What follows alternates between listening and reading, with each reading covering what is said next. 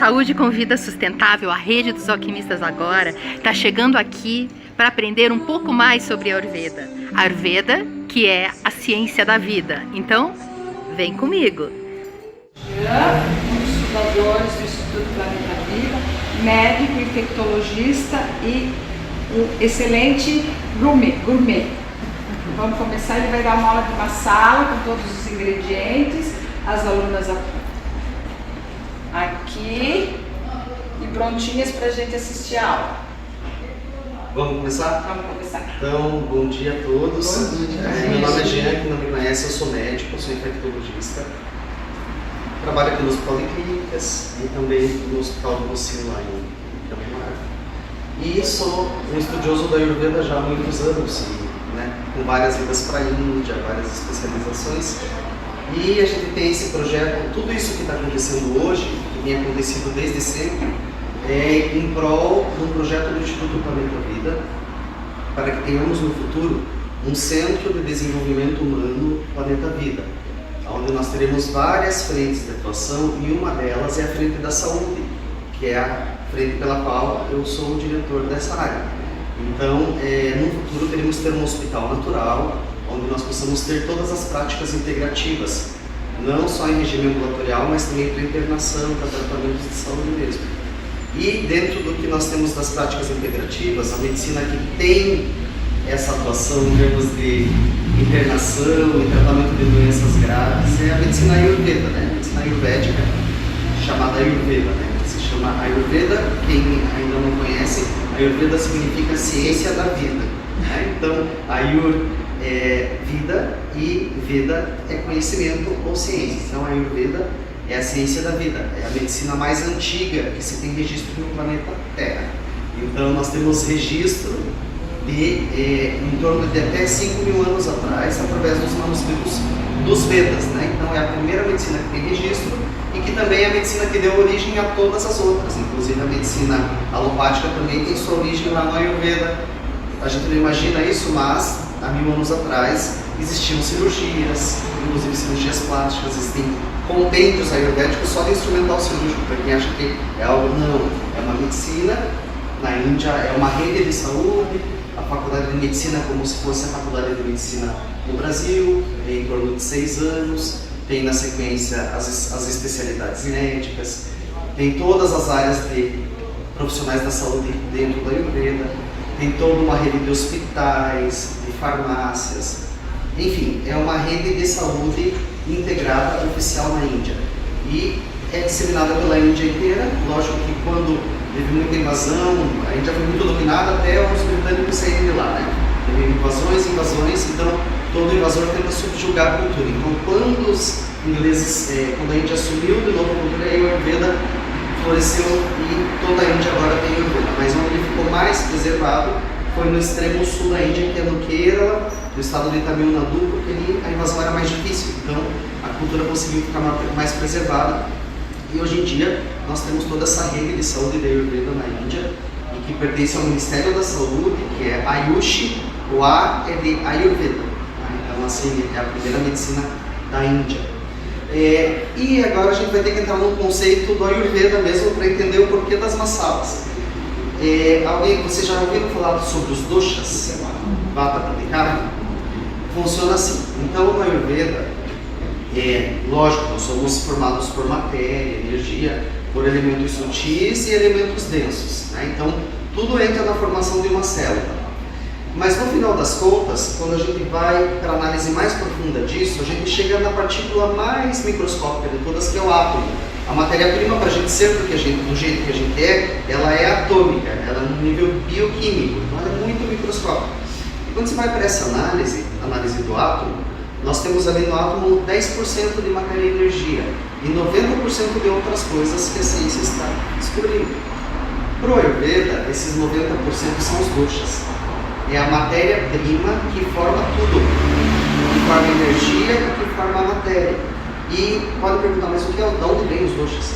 Os doshas vêm do começo do universo, então também está nos Vedas. Pode entrar. Dentro da teoria védica, então, o universo, se a gente traduz com a medicina moderna, dentro da teoria védica, o que acontece? nós temos, o universo começa num Big Bang, traduzindo para os termos modernos. Então, isso está nos Vedas. A ciência moderna chegou mais ou menos numa dessas conclusões, agora tem várias teorias, mas que sim, o universo é um espelho de um Big Bang. Assim, lá no comecinho, nós temos substâncias que são precursoras de tudo. Então, essas 5 substâncias formam os doshas. Então, nós temos lá da origem 5 macroelementos. O primeiro é o espaço, o vácuo, né? O espaço sideral. O segundo elemento é o elemento gás, surge o universo numa bomba de hidrogênio. Depois o elemento fogo, que é a explosão. Depois vem o elemento líquido, que é o plasma do fogo, aparecem os sóis, as estrelas. E por último, a forma sólida, os planetas, né? Então, quando tudo resfria, as formas sólidas. Então, esses 5 elementos principais, eles vêm lá de uma origem do Big Bang, formando tudo que existe o tempo inteiro. Então, se essa matéria-prima do universo, ela é 90% do átomo, nós somos 90% de doshas. Por isso que é tão importante e é mais profunda essa análise do que meramente análise sua. E como é que funciona isso? Conforme predominam esses elementos na biologia do indivíduo, aquele indivíduo vai ser classificado como sendo dosha vata, dosha pitta ou dosha kapha. Quando predomina na pessoa elementos sutis, elementos leves, elemento vácuo, elemento gás, que quando vocês forem ler a literatura que tem publicada, vão falar em éter, mas éter não é o vácuo, éter é um gás, então já a transliteração não é adequada. Então, quando a pessoa tem esses 2 elementos como predominante no corpo, que são elementos sutis, leves, ela é chamada de dosha vata. O que isso quer dizer? Que é aquela pessoa bem levezinha, bem magrinha, desde sempre, desde a infância, porque predomina nela elementos sutis. Então é muito difícil para um vata ganhar peso, formar musculatura. A vida inteira ele vai fazer um esforço sobre-humano para conseguir constituir tecidos, porque a biologia dele é de elementos sutis. Então uma pessoa vata, quando você põe ela na balança e vê índice de massa corporal, ela pode até parecer desnutrida. Por isso que para o Ayurveda o índice de massa corporal não faz sentido, porque é de acordo com os doshas.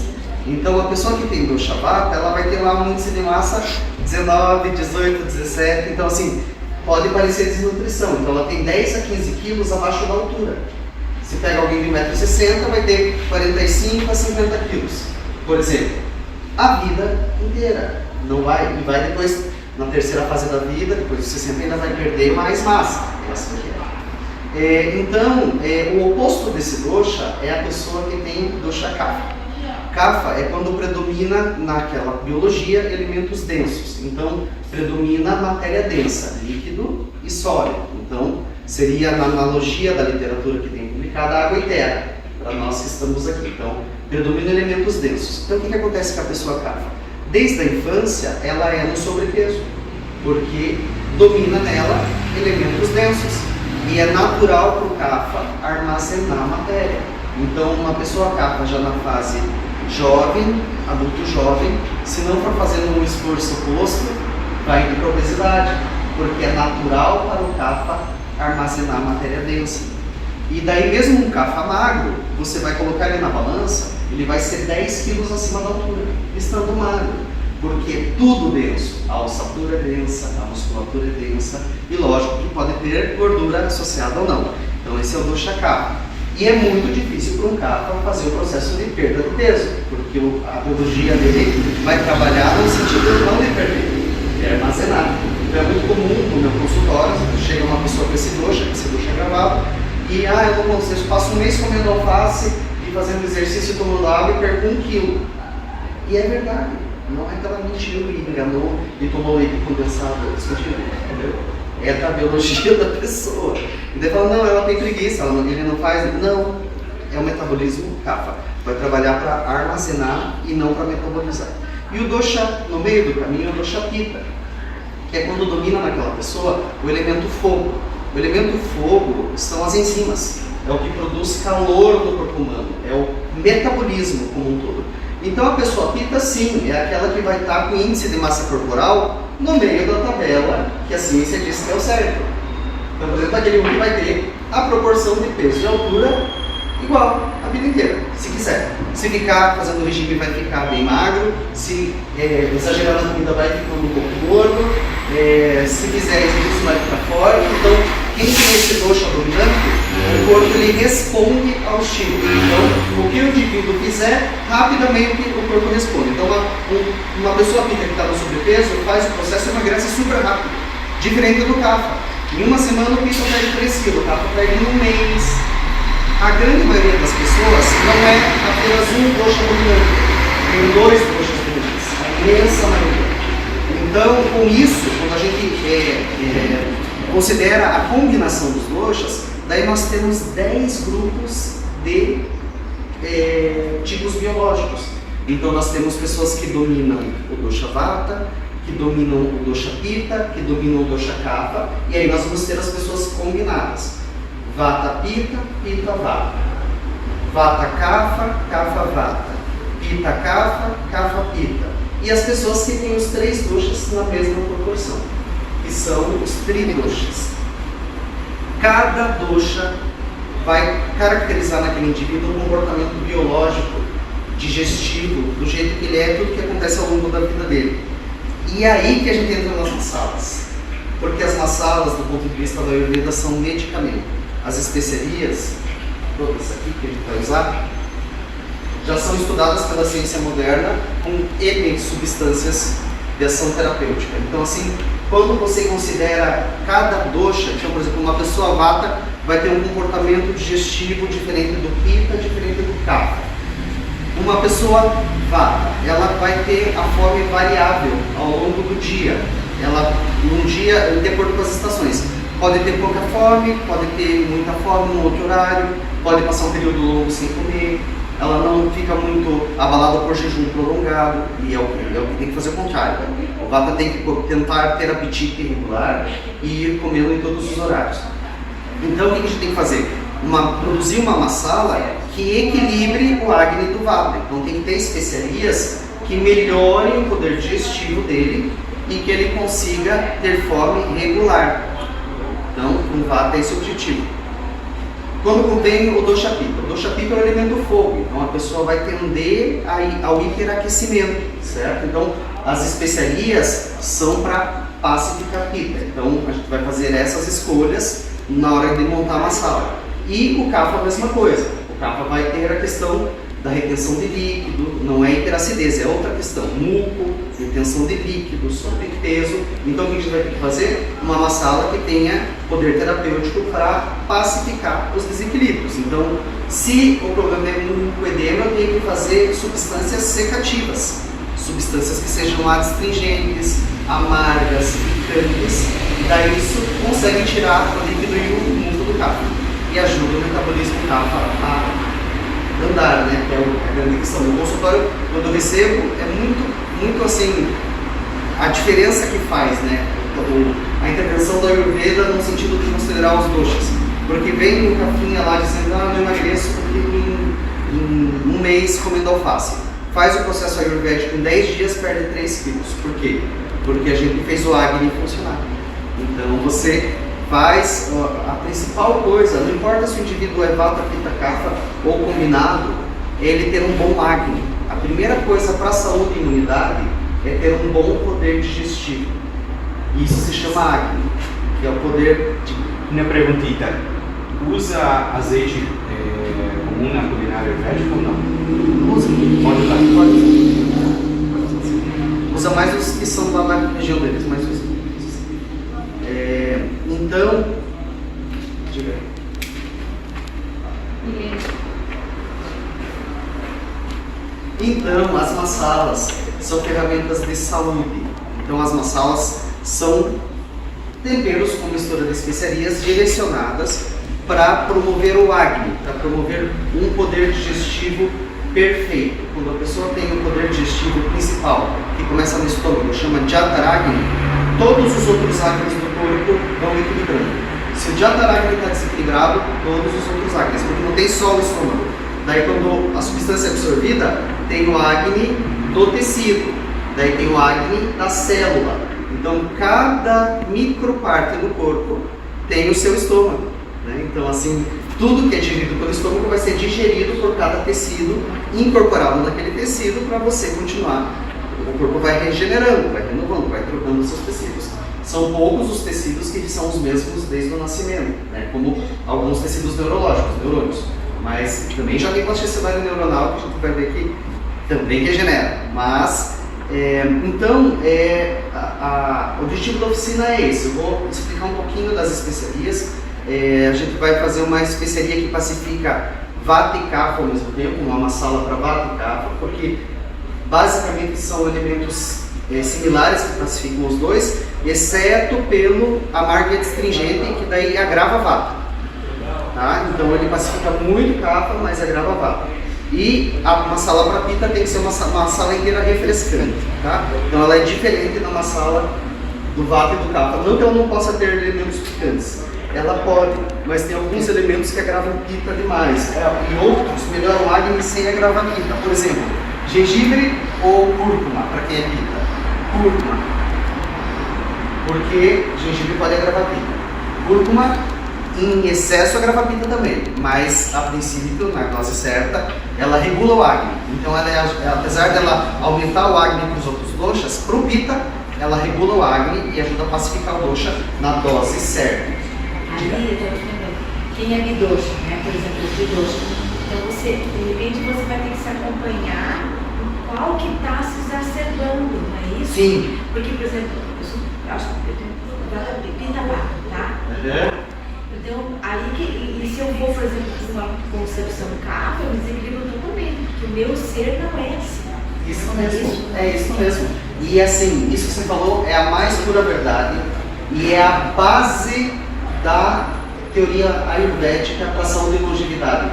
É o dinacharya, é a rotina diária e você ir se percebendo no dia a dia. Mas eu dou muita Pitta. Isso. Né? E vai ter... Depois explodir e botar fogo em todo mundo. Aí se eu tiver muito Vata, estou lá voando. Isso mesmo, isso vai variar ao longo do ano, das estações, do dia, porque é assim, tudo é Vata, Pitta e Kapha. Então o dia é dividido em Vata, Pitta e Kapha. Então das 6 da manhã até as 10 da manhã é o horário Kapha da manhã.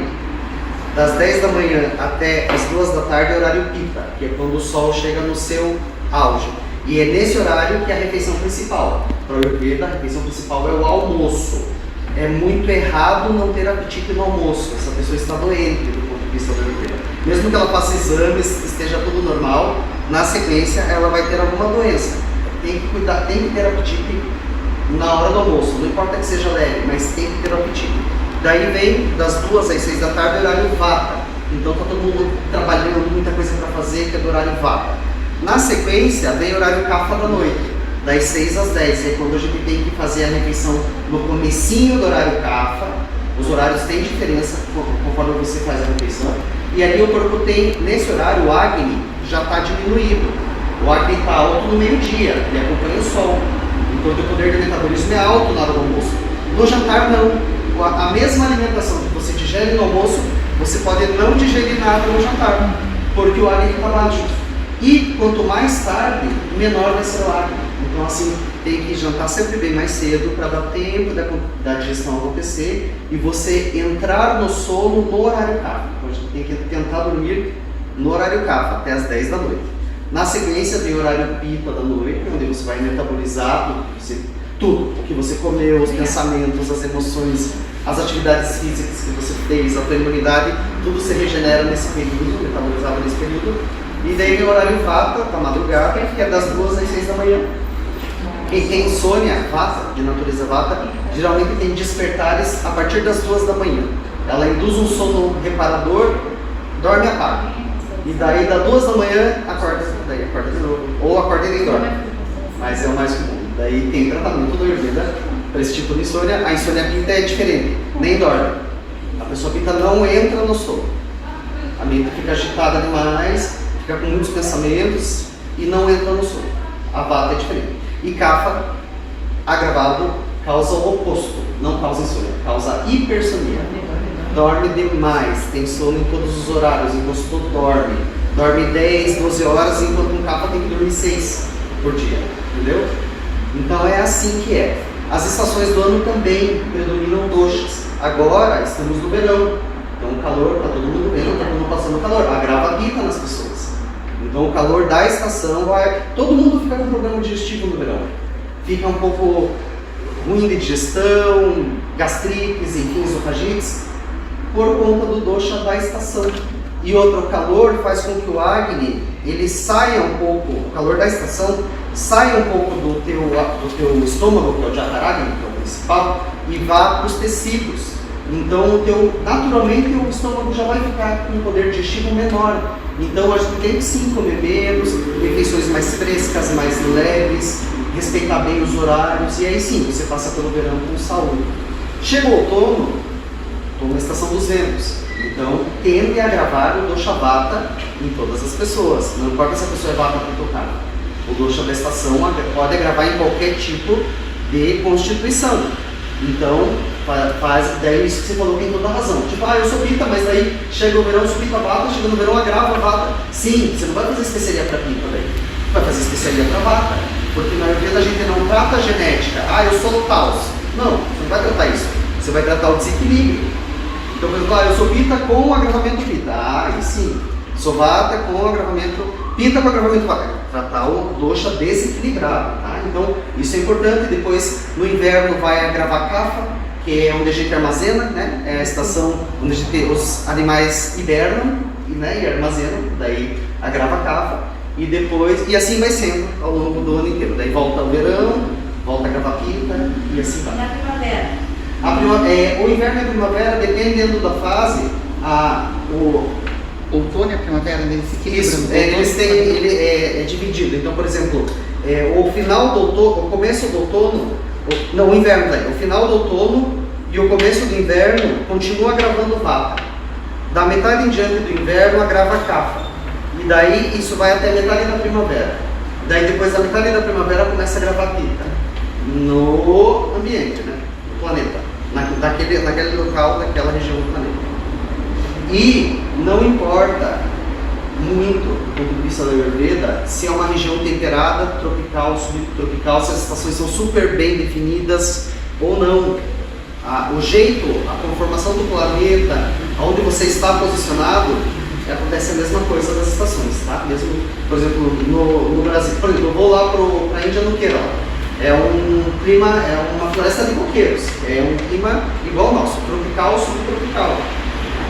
Não tem as estações tão bem definidas, mas é feito tudo, e você vê assim, eu fui lá, a maioria das vezes no nosso verão, que é o inverno deles, estava calor, mas era o inverno deles, então era mais frio que o normal, você via pessoas de touca na rua, e eu de shorts querendo ficar sem roupa, então, assim, né, porque dentro daquela percepção, eles percebem a estação bem certinho, para nós, ou para quem mora naquela região, seria, né, poderia ser imperceptível. Mas deixa eu te entender, por exemplo, se eu vou aqui, eu vou para a Europa, a estação está invertida, mas eu vou sentir lá, né, eu me adapto a lá, não é isso? Lá. Então, aqui a primavera lá eu tô no outono. Daí você está no outono lá. Só que a biologia vem no teu país seguindo o que é daquela estação.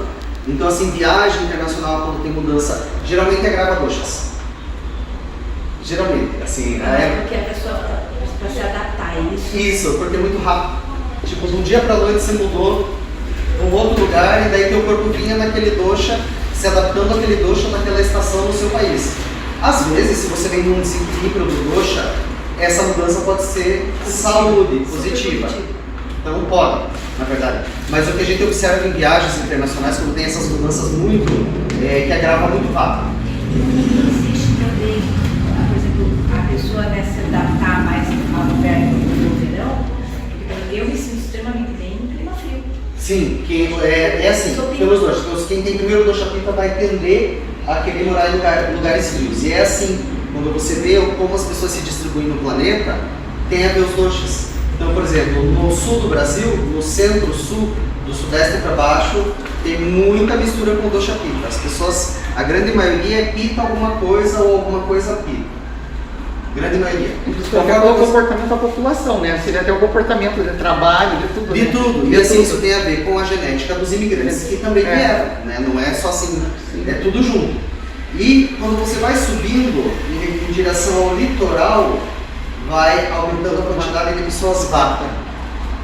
Quanto mais quente, então o nordeste.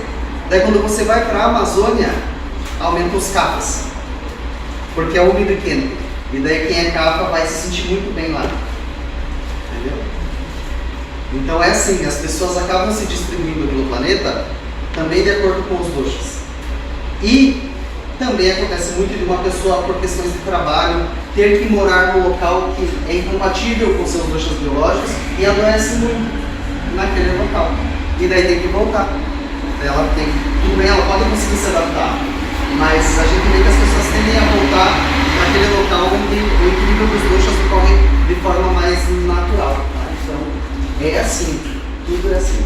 Então, o Ayurveda trata as doenças analisando os doshas. E como que funciona? Uma doença, ela não aparece de forma espontânea no indivíduo, nunca é do dia para a noite. Ela é cultivada. Então, conforme o indivíduo vai desequilibrando os seus doshas, ele vai gerando toxinas biológicas ao longo da vida. E como a doença é a quarta etapa, eu tenho 3 etapas antes da doença, que são só no nível do desequilíbrio dos doshas. Então, se eu interfiro, equilibro os doshas e tiro a toxina causadora do que será uma doença, eu faço o processo de ir para o lado contrário. Mesmo em vigência de uma doença, a pessoa equilibrou os doshas, extraiu a toxina causadora, o tecido regenera para a imensa maioria. Então, por isso que a Ayurveda trata muitas doenças. E o que é mais famoso mundialmente, com mais complicações, é o tratamento de doenças autoimunes. Né? Então, existem muitos relatos, publicações até de tratamento de esclerose múltipla sem uso de imunossupressores. Tá? Então, assim, por quê? Porque tira a causa tóxica do que estava causando o autoanticorpo. E o corpo tem uma inteligência natural. A Ayurveda, tudo é tratado. E no tratamento ayurvédico, nunca é um tratamento que você vai fazer um medicamento para sempre. Ele é por um tempo, de 2 a 3 meses e sustenta. E aí você tem que esperar acontecer uma transformação biológica e reavaliar se precisa ou não. O que é tratamento para a Ayurveda, para sempre, é a sua rotina diária. É você acordar no horário, respeitar o horário das refeições, ter prática de atividade física diária, as rotinas de... Denise? Eu. Vai ter terapia? Pode ser. Aproveita. Hoje é um dia que, se não fosse o domingo terapêutico, seria impossível alguém conseguir ter tanta informação num único dia. Assim, né? Então, por isso que ele é muito especial. Estava muito ansioso para que voltasse mesmo e a gente começasse a fazer de novo presencial, porque online não é a mesma coisa, né? Não é igual, a gente está aqui conversando. Então, por isso, tá? Então, as massalas são remédio, porque elas equilibram a Agni. Elas equilibram a Agni. O principal de tudo para você ter saúde e longevidade é ter um bom poder digestivo, porque quem tem um Agni muito bom digere até toxina. Então, um alimento meio tóxico, aquela pessoa não vai absorver a biotoxina que está naquele alimento. Por exemplo, o indivíduo que está super em equilíbrio, fazendo para a Ayurveda, alimentação saudável é alimentação orgânica. Tá? E a Ayurveda não é vegetarianista. Tem uma questão que se coloca porque tem correlação com o hinduísmo. Né? O hinduísmo, sim, é uma religião que ela é vegetarianista. A Ayurveda tem correlação com os Vedas no passado, mas não. Ele vai orientar o indivíduo na melhor escolha do que ele quiser. Então, o indivíduo resolveu ser vegetariano, sim, vegano, sim, só peixe, ok, quer comer carne, sim, tudo pode, mas tem o jeito certo. Então, não é como é na nossa cultura, né? Que é aquela, o Brasil, quando vem algum estrangeiro para o Brasil, a primeira coisa que se espanta é a quantidade de comida. Tipo, em qualquer lugar, no buffet da esquina. Tipo, isso não existe nos outros lugares. No Brasil vai toneladas de latões de comida para o lixo, assim, né? Então, assim, talvez seja reflexo do que a gente passou historicamente e hoje tem muita disponibilidade, mas enfim, não é o correto, né? O correto é saber as dosagens, as medidas e não exagerar. Então, tudo tem o melhor caminho a ser feito, dentro de qualquer escolha alimentar, tá? Tem o jeito certo. Então, a gente vai falar um pouquinho das especiarias aqui. Então, a Elise comprou algumas, tem N especiarias, né? Então, dentro da Ayurveda, aqui eu peguei a primeira, a erva doce. erva doce, né? Então a potência dessa especiaria, ela é potência doce, tá? Então a erva doce, ela naturalmente pacifica Pitta e Vata. O sabor doce, no Ayurveda, quando a gente analisa os doshas, você tem sabores nas especiarias e nos alimentos que pacificam ou agravam cada dosha. Então é assim que a gente faz a escolha de uma masala, sabendo o que cada especiaria faz com cada dosha. Então, erva doce pacifica Pitta e Vata. Eu posso usar ela nas duas masalas. Ah, mas e o kapha? Não pode usar? Pode sim. Não vai ser a erva principal da masala do kapha, mas pode pôr um pouco. Mas que ela tem ação muito terapêutica é para esses dois doshas. Então aqui a gente vai usar, vai estar numa das receitas, erva doce. Vou pegar aqui pela ordem que eu estou achando. Canela. A canela, ela tem duas características. Ela é doce e picante, né? Do ponto de vista dos sabores.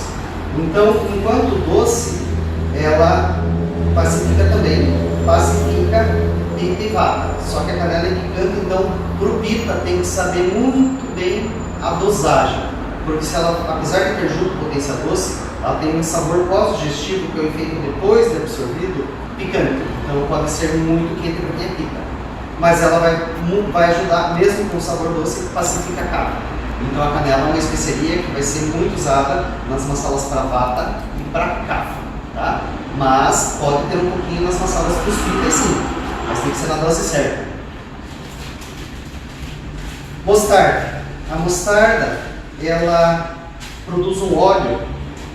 Na Índia tem óleo de mostarda para você comprar, assim, a garrafinha do óleo de mostarda. Isso é bom pra Vata, né? É o óleo mais para kapha também. É o óleo mais picante do Ayurveda. É o óleo de potência mais quente que existe. Então ela é de potência quente. Então a mostarda também, para os pitas tem que ir com um pouquinho de cautela e vai ser muito útil para Vata e para kapha. O óleo de mostarda ele é tão picante que numa massoterapia, só de você pegar, passar um pouquinho assim, ele é volátil, já arde o olho e o nariz assim, na hora, porque ele é bem de potência quente. Aqui ela comprou um curry. Pronto. Eu adoro. O curry é uma masala. Já é uma É maçã. uma masala. O curry é uma masala. É a masala mais famosa do mundo, né? É o curry. Que bom que ela comprou de Biel. O curry também tem variações de composição, tá? Esse curry é com pimenta do reino branca, mas poderia ser negra. A pimenta do reino junto com a cúrcuma, a curcumina, a capsaicina e a curcumina tem uma interação de potencialização. Tipo, uma potencializa o efeito terapêutico da outra. Então um curry é mais terapêutico do que você usar só a cúrcuma separada da pimenta separada. Então a combinação das especiarias potencializa. É muito usado na Indonésia. Sim. Na área de Java. Minha sogra é javanesa, e daí eu usei bastante curry e aprendi a usar, sabe? E tem a plantinha curry, né? A folhinha.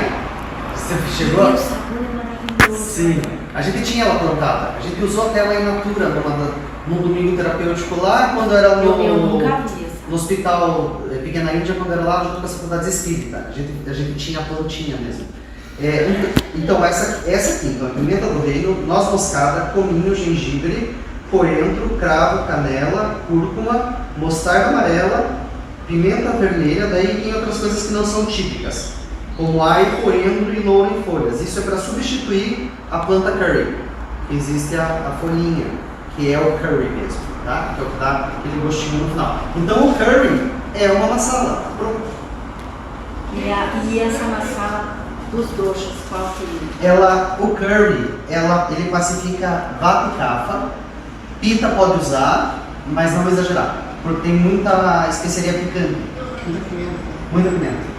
Tem pimenta, tem tudo de potência quente. Então, 2 tipos de pimenta, gengibre de potência quente, mostarda amarela. E as outras especiarias vão ajudar a pacificar. Então, assim, Pitta pode usar curry, mas não pode exagerar na quantidade. Ele pode ser aquele bem forte, assim, mas pode usar assim. Mas pacifica mais Vata e kapha. Aqui o cominho. O cominho, ele tem uma propriedade, ele é tridosha no Ayurveda. ele pode ajudar a pacificar os 3 doshas, vata, pitta e kapha, tá? Então ele entra praticamente em todas as masalas, tanto o cominho como o coelho, tá? Essas duas elas pacificam, ajudam a pacificar os 3 doshas ao mesmo tempo. Então a base de grandes masalas famosas, tem uma masala que é bem famosa, chama Garam Masala. A base dela é grão de cominho, né? Daí as outras especiarias é bem menos, né? E domina o cominho. Eu descobri que o cominho ele vai muito bem com o omelete. Com omelete? Porque no Marrocos eles usam todas as especiarias de mar. Sim. E daí eu sempre comia esse omelete lá, e daí tinha um sabor diferente, eu dizia que delícia. Aí eu descobri que eu comia, hoje em dia eu uso também todo dia. É muito bom, para quem é pita, é muito bom usar cominho no dia a dia. Aqui é o cravo da Índia. O cravo da Índia é de potência quente, então ele é picante, vai pacificar vata e kapha e agrava pita. Cravo agrava pita, tá? Não pacifica pita. Noz moscada também tem um pouquinho de picância, um pouquinho de... a noz moscada, ela também vai ser tridosha. Vai ter um pouquinho de diferença, mas todos os doshas podem usar com moderação. A noz moscada, para quem não sabe, ela é sedativa. Então ela é uma excelente indutora do sono, para quem tenha problema de iniciar o sono. Quem tem insônia mais do tipo pita, que fica lá preocupado, não consegue iniciar o sono, como que faz? Existe uma formulazinha que você, para quem não tem intolerância, mas pode ser leite vegetal. O melhor é com leite de vaca mesmo. Então, um pouquinho de leite de vaca, uma colher de cafezinho de noz moscada, de preferência ralada na hora, tá? E pode adoçar, pode pôr um pouquinho de cúrcuma se quiser, pode pôr, se achar ruim, pode pôr um achocolatador orgânico, de carne assim. E daí ferveu, não precisa ficar fervendo. Levantou a fervura, abafa, espera amornar, coa. E o cardamomo pode ser usado também. Pode usar cardamomo. E cardamomo é uma delícia. Combina. Bom que você falou, me lembrou. O cardamomo, ele fica uma delícia quando você ferve nesse leite. É floral, assim, é uma delícia. E é tridosha. Cardamomo é tridosha. Aí você falou, abafa, morna, quer dizer, até mornar. Abafa, mornou, coa, né? Coa e toma antes das 10 da noite. E a minha outra pergunta é para quem tem insônia tipo vaca. Também pacifica. Também ajuda antes das 10. Antes das 10. A minha insônia é vaca. Então antes das 10. Você passa o jantar bem cedo. Como rotina da 6, 6 e meia. E nada de coisa pesada, gordurosa. E daí, antes das 10, você faz a... Eu vou dormir. Vai. Nada de cuidar de hora que outra coisa, a Ayurveda que pacifica a vata, o antídoto de vata, o vata é o sutil, né? É o mais sutil. É o oleoso. Então, assim, o antídoto de vata é óleo. Então, a principal medida do Ayurveda de rotina diária para ir pacificando o vata todo dia é fazer a oleação do corpo e chamar autopiano. Isso é uma ferramenta de saúde e longevidade. Então são bilhões de células da pele absorvendo microscopicamente o óleo, coisa que se você ingerisse, você ia ter uma senhora indigestão, vomitar o óleo de diarreia. Então você tem que fazer o óleo entrar no corpo para pacificar a vata de outra forma. E é pela pele. Então para Ayurveda a pele não é só um órgão de revestimento, é um órgão de nutrição. O corpo deve ser nutrido de dentro para fora, no trato gastrointestinal, e de fora para dentro através da pele. São milhões de células. Por isso que provar. Óleo de acordo com os doshas. Por exemplo, agora, tem um óleo para cada dosha, o melhor óleo. Então, por exemplo, para quem é pita e fica tendo agravamento de pita, o melhor óleo é o óleo de coco, óleo de potência fria. O óleo de. O ghee também é um óleo de potência fria, também pode fazer a versão do ghee. E amêndoa doce, pode usar, também tem potência fria para pacificar a pita. E óleo de girassol é neutro, então pode ser usado pelos 3 doshas, tá? Agora, digamos assim, a pessoa não é pita, está no verão intenso, e está tendo manifestações de desequilíbrio pita, ela vai usar o óleo de coco, entendeu? E vata, qual é o óleo? Gergelim é o óleo que mais pacifica a vata, mas daí tem mais opções. A amêndoa também pacifica a vata, porque a potência doce pacifica a vata. O de mostarda é hiperquente, Então, assim, pode, a gente não tem no Brasil, mas um pouco ajuda a pacificar a vata. Outros óleos que não são do estudo da Ayurveda também pacificam vata. Azeite de oliva, óleo delício, óleo de ensino super pacifica a vata. Ele é bem pesado. Óleo de semente de uva, esses todos podem ser usados para Olha, tem algumas articulações, né? tratamento de doença articular. Tratamento, sabe? Olha, delícia. Óleo delícia. O óleo delícia, por exemplo, tá com uma lesão, uma inflamaçãozinha, uma dor crônica, todo dia antes de dormir, besunta com óleo delícia, massageia bem, esquenta e vai dormir. Vai indo, vai pacificando o dosha. Da teoria ayurvédica, o rícino ele é um corticoide natural, viu? Óleo delícia. É corticoide natural. Então, a gente dá também no Ayurveda. Num tratamento ayurvédico, dependendo do dosha agravado, a gente vai extrair essa toxina através de algum método. E pode ser, como vocês sabem, pode ser vômito, pode ser purgações, diarreia, pode ser edema intestinal, pode ser sangria. Então, dependendo da natureza tóxica do dosha, você vai ter que fazer uma extração da toxina no fim, ou no começo. No ponte a carne inteira você faz tudo, né? No ponte a carne inteira você faz tudo. Existe uma internação ayurvédica, que é essa que eu levo o pessoal que eu levei, o pessoal para a Índia, para ficar lá internado e fazer. Ele disse que foi junto. Ele disse bebeu da fonte. Né? Eu bebi, gente. Maravilhoso. Recebeu da origem, né, o conhecimento. A parte mais difícil aqui foi quando eu fiz a parte do vômito. Aqui pra gente, para os nossos doshas, não tem vômito. Eu tive que fazer vômito. É babão. No Brasil eu fiz banana, mas É isso. lá ainda eu não fiz. Mas vocês são mais do poxa, vocês podem saber. Pita. Pita vata. Ela é mais pita, eu sou pita vata. Pita vata. Ou vata pita, eu dependendo. Acho que eu sou igual a você. Pita vata não é. O meu é muito perto do outro, então às vezes eu tô bem mais rápido. Mas o meu comportamento na verdade é dos dois doshas. Eu não tenho muita definição um mais do que o outro. Por isso que então eu adoro massagem. Sim. Pra mim, a massagem é uma terapia assim maravilhosa. Eu também. Não é quando a gente indica no Ayurveda, por exemplo, a pessoa vai para uma consulta, vai tratar alguma doença, enfim, então ela tem um protocolo de tratamento para ela. Então ela vai, no momento, equilibrar os doshas, talvez tomar rícino, talvez vai fazer a purgação, vai extrair a toxina. Na sequência, ela vai fazer a regeneração dos tecidos, que é a fase principal do tratamento, que chama Asayana.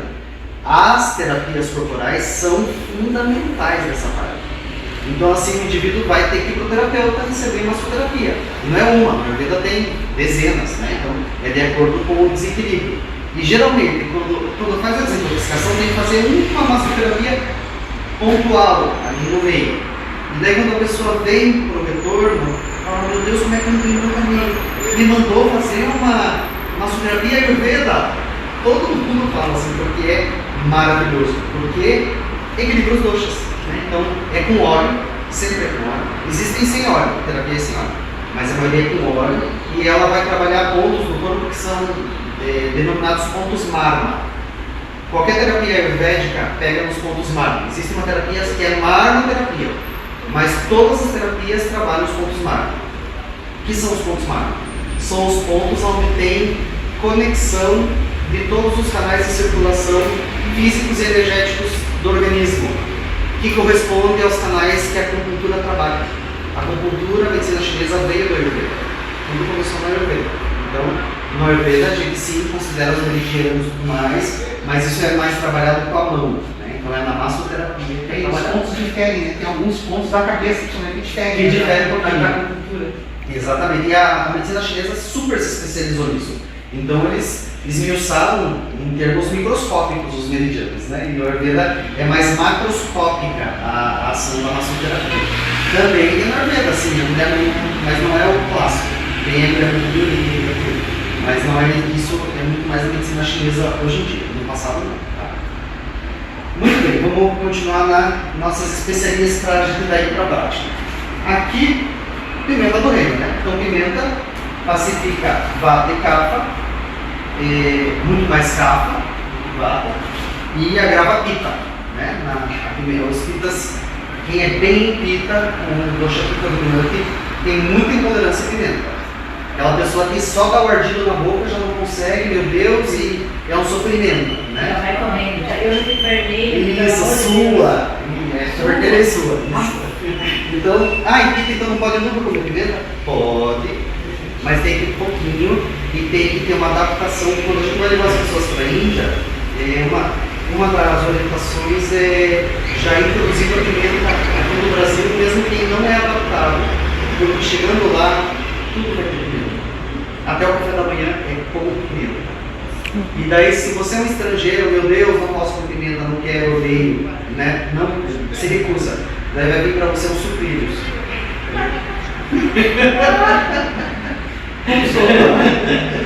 Daí, sim, porque assim, sabe, tem um cereal ali com leite. Não quero vem uma banana cozida, entendeu? É assim que é daí. Mas um café da manhã indiano normal, mesmo no hospital, é com pimenta. Então, eles todo dia eles têm lá servido tipo uma massinha. Que é o chapati, que é uma massinha integral assim, sem fermentar, sabe? Já viram o chapati? É uma delícia, é facílimo de fazer em casa. Você faz na frigideira seca, assim. Faz em 1 minuto. 30 segundos de um lado, 30 segundos do outro. Chapati. É 1 xícara de farinha, a que você quiser, mas o tradicional é de trigo integral. 2 colheres de óleo, 2.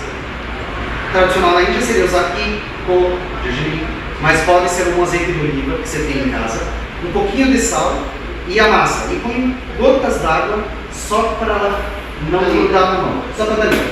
Ela não pode ficar grudada, ela tem que ficar aquela massa lisinha assim, meio brilhosinha. Daí você deixa ali esperando, uma meia horinha, e daí você abre e faz as rodinhas bem fininhas. 30 segundos, daí deixa a frigideira pelando ali, seca. 30 segundos de um lado, 30 segundos do outro. Mas não vai comer. Seco, sem nada. E ela, daí, o tradicional mesmo é depois você ainda pegar e botar lá direto na chama do fogo, para estufar. Tipo concílio, sabe?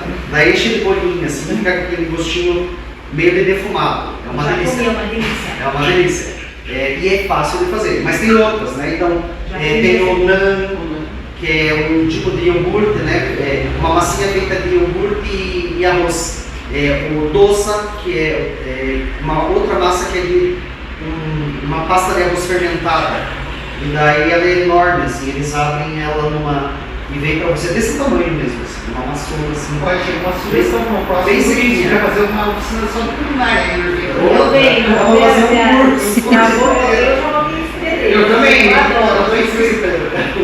E daí você escolhe a massinha, tem outros, o tapão, tem N.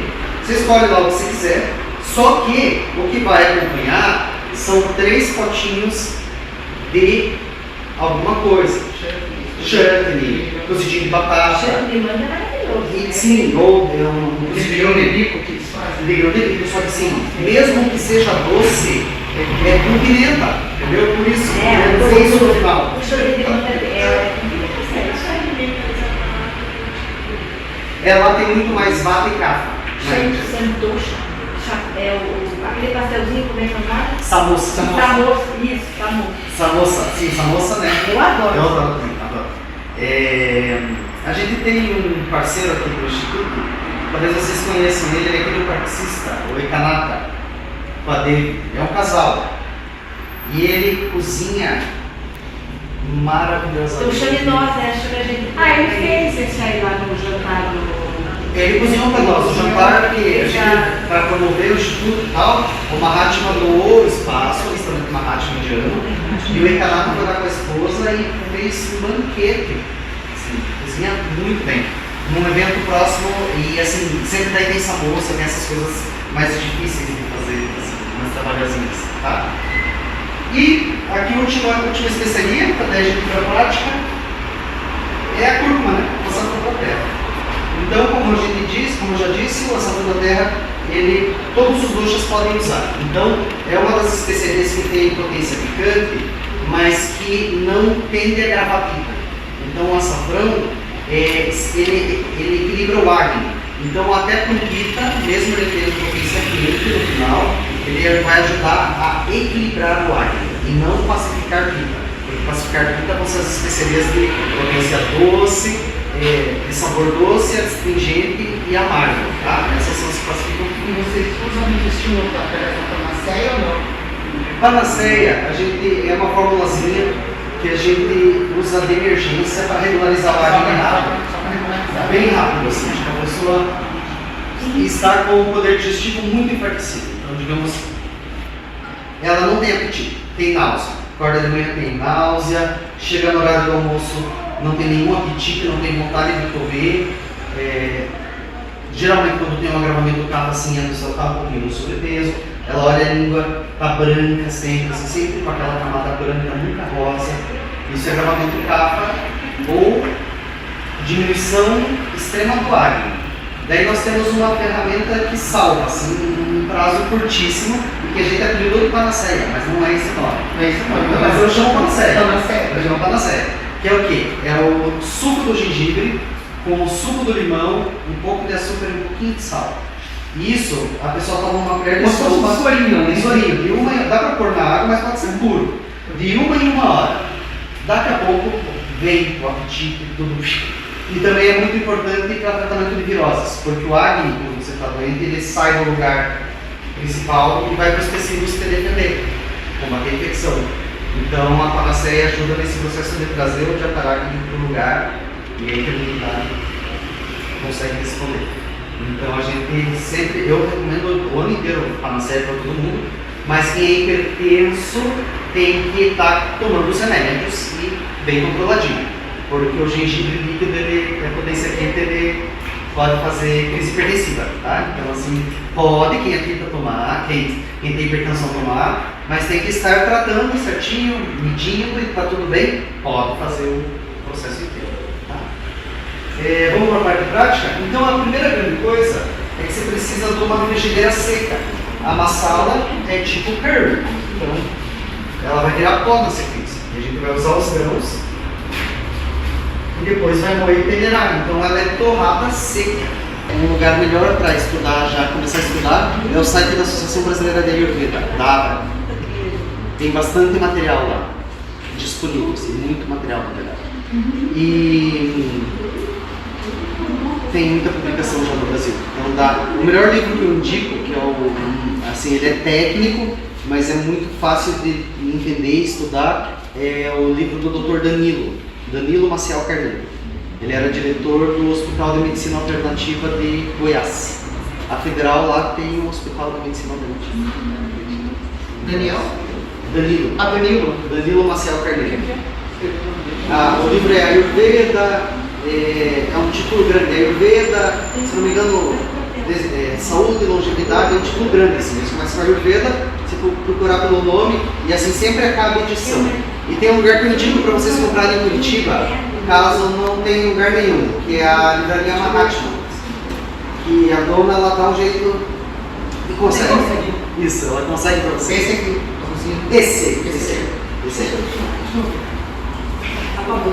Esse livro.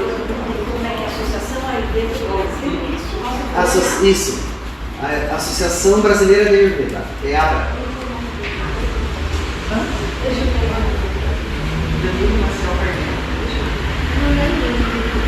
Ele foi meu orientador de pós-graduação quando eu estudei lá nos primórdios. Você fez lá em Goiânia? Não, eu fiz em São Paulo. Na época que eu fui fazer pós-graduação pelo MEC mesmo, só existia uma.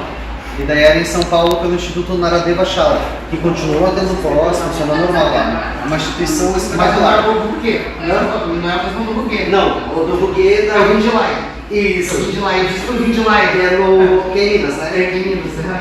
Então, assim, o Dr. Buguê é um expoente do Ayurveda no Brasil, ele tem um ashram.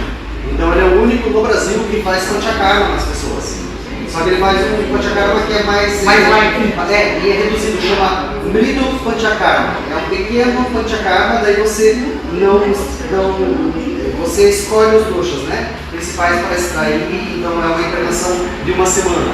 Na Índia, o mínimo do Panchakarma é 14 dias, tá? E for lá comigo alguma vez na vida, quiser ir para a Índia, vai ter que ficar no hospital 14 dias, dependendo da doença, 28 dias. Onde que é que a gente está dando o site?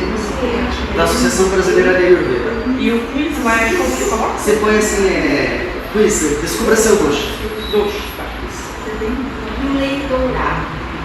É Golden Milk, é super pra saúde e longevidade.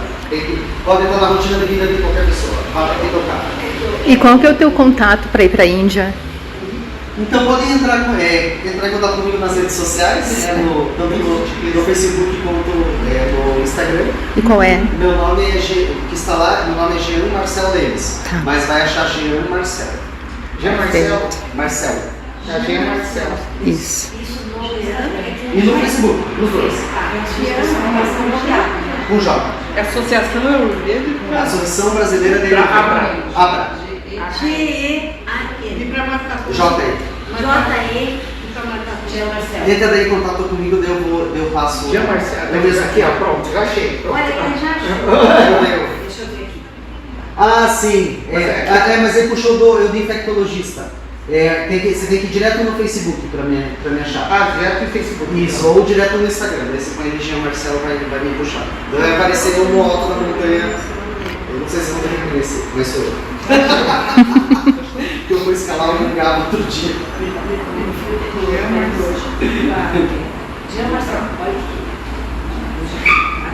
Eu Aqui, aqui é chique. Então tá, daí a gente fala com esse. fala comigo que eu vou eu explico. É Marcel? Esse é. Estão seguindo. Muito bem, então vamos para a prática. Eu trouxe aqui, só que para um lugar profissional é legal para as massalas ter uma balancinha, tá? Eles já têm uma balança aqui, mas vamos usar a minha, para não sujar se eu não ver. Mas é a mesma, tá vendo? Essa balancinha você compra até na Casa China, não tem erro. E ela é muito boa, ela tá sei lá quantos anos. 10, sei lá, mais de 5 anos, nunca deu problema. Uma balancinha simples. Inclusive tem até tara para tirar o peso do esquerdo, sabe? Muito boa. O Mercado Livre entrega com velozinho. Então, vou desligar. A gente vai fazer pesando só a garam masala, que precisa ter as quantidades bem certinhas. Essa não, a gente vai fazer como regra geral uma colher de sopa de cada especiaria. Tá? Coentro. E depois tem um pulo do gato aqui que eu tenho que ensinar vocês. Então, uma colher de sopa. Senão vai ficar muito. Coentro, cominho.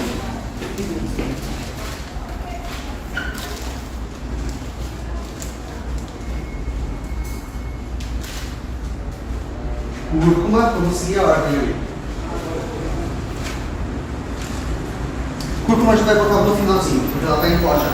Se fosse a raiz seca, a gente ia colocar ali junto e depois moer no final. Só que ela já está pulverizada, então ela entra no final.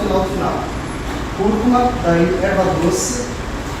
Ah, aquele lá que eu peguei era a erva doce. E agora vem o cominho.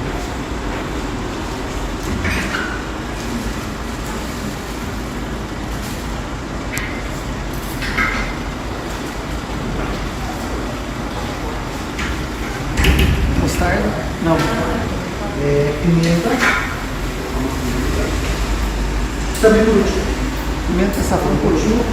A mostarda? Se fosse o grão, ia colocar tudo agora, tá? Mas já está moída, pulverizada. Então não, no fim. O processo já foi feito ali. Mostarda.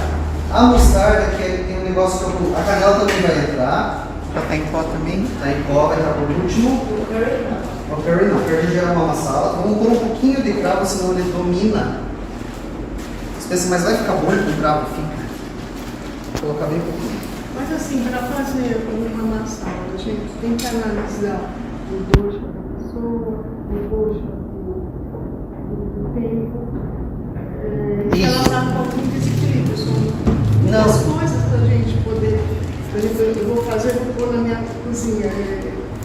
Dá medo, né, de fazer porque Tem masala tridoxa, né? Isso, tem as masalas que são tridoxa. A garam masala, que é que eu vou passar no finalzinho, ela é tridoxa.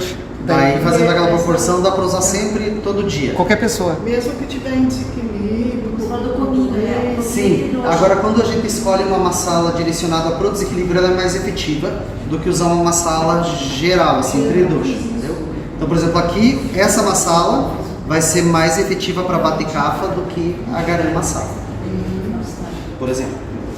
Mas a Garam Masala, Vata, Pitta e Kapha pode usar e ninguém vai ficar hiperaquecido, entendeu? Todo mundo vai poder usar, mas é menos efetiva do que direcionada. E a mostarda, né? A mostarda, o que acontece? Ela vira pipoca. Então, tem que tampar, senão voa tudo. Ela fica pulandinha.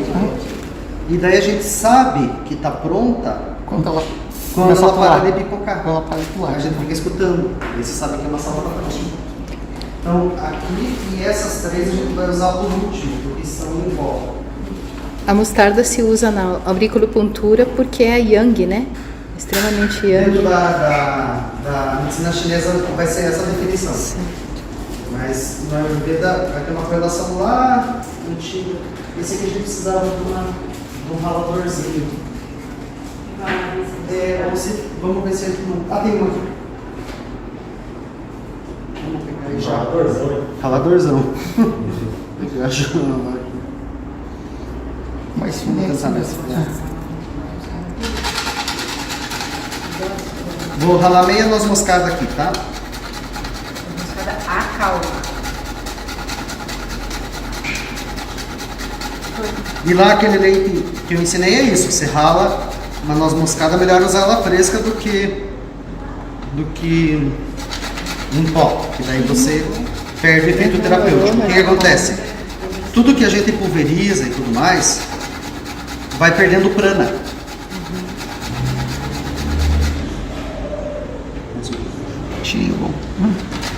Vai perdendo prana. Então, na teoria da alimentação ideal pela Ayurveda, o alimento saudável ele deve ser consumido em até 4 horas depois do cozimento, tá? Depois ele perde prana. Até esse momento ele tem nutrientes e prana. Prana, o que é prana? Prana é um subdosha de Vata, mas é traduzido como energia vital, que vem do sol, né? A partícula úmida que vem do sol, é a luz. E a planta faz a fotossíntese, absorve a prana e coloca nos seus produtos finais tudo cheio de prana. Quando você cozinha, moe, macera, congela, pior de tudo. Pior, para a Ayurveda não se come comida congelada, proibido, é veneno, mesmo que seja orgânico, mesmo que você fez com o maior amor do mundo. O que acontece? Perde prana pelo congelamento, fora isso, agrega toxina Vata e Kapha no alimento. Então, um alimento que era super saudável, orgânico, não tóxico, depois de congelado, ele tem toxina Vata e Kapha ao mesmo tempo. Ele pode ter as mesmas propriedades físicas, mas não tem a energia. Isso, e daí agrava a dosha, entendeu? A mesma coisa. Então, mas daí como que eu faço na minha rotina e tal? O que é o ideal é você fazer teu almoço e no máximo jantar aquela comida naquele dia. Ou fazer no jantar e almoçar aquela comida. Então ainda tem prana, ainda é saudável. O ideal é em 4 horas, tem diabética. Carne, congelado, essas coisas? Tudo, não é para congelar nada. A não ser assim um alimento fresco ou congelado, tipo assim, sei lá, ervilha, 1 grão congelado. Não é tão ruim, mas assim, agrega toxina Vata e Kapha no alimento do mesmo jeito, tá? Então, assim, sempre alimento fresco. Lá na Índia é tudo fresco, qualquer lugar que você vai, não tem comida assim. A não ser logo tipo nos grandes centros, você vai ter shopping e tal, né? Mas, no geral, a comida indiana é muito legal de ver assim. É tudo, qualquer lugar que você vai, é viva.